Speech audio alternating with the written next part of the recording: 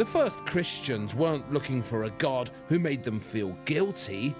That would never have caught on. They were looking for a God who would save them and fill them with hope.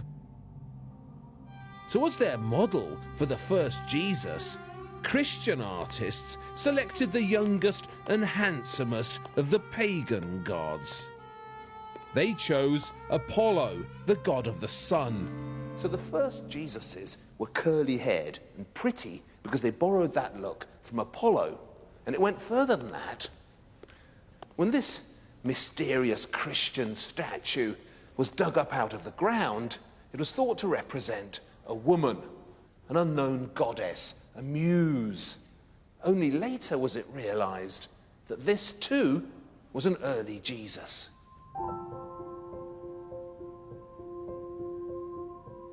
Pagan gods could be male and female. They could amalgamate the sexes and represent both genders at once, just like this Jesus here.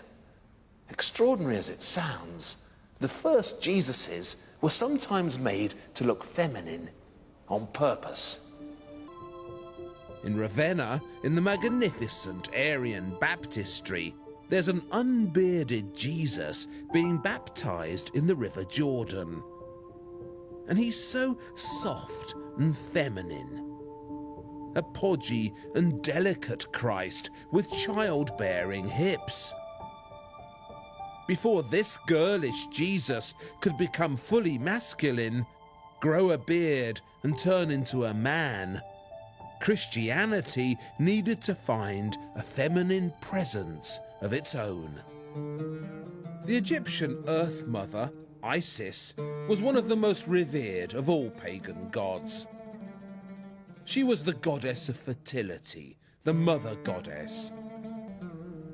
To emphasize her caring nature, Isis was often shown with a baby on her knee, whom she breastfeeds regally.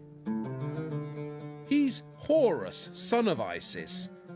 Horus was the god of the sky, the Egyptian Apollo, and his birthday fell at the winter solstice, sometime around December the 25th. When Christian art grew hungry for a distinct female presence to worship, a mother goddess who nurtured you and protected you, Isis, the mother of Horus, was an obvious model, and the two of them were soon successfully transported into Christian art. Mary, caring for the baby Jesus, became one of the most popular of all the Christian images of the Dark Ages. And when the time came for a more imposing Jesus to emerge, Jesus the adult, the Christians turned once again to that reliable source of raw materials that lay all around them: the art of the pagans. The most powerful and important of all the Roman gods was Jupiter, or in his Greek incarnation, Zeus, king of the gods. Zeus, or Jupiter, was grand and bearded, an image the Christians were determined to match. They took it all: the beard, the hair, the throne, that sense of omnipotent power. It was all borrowed from Zeus.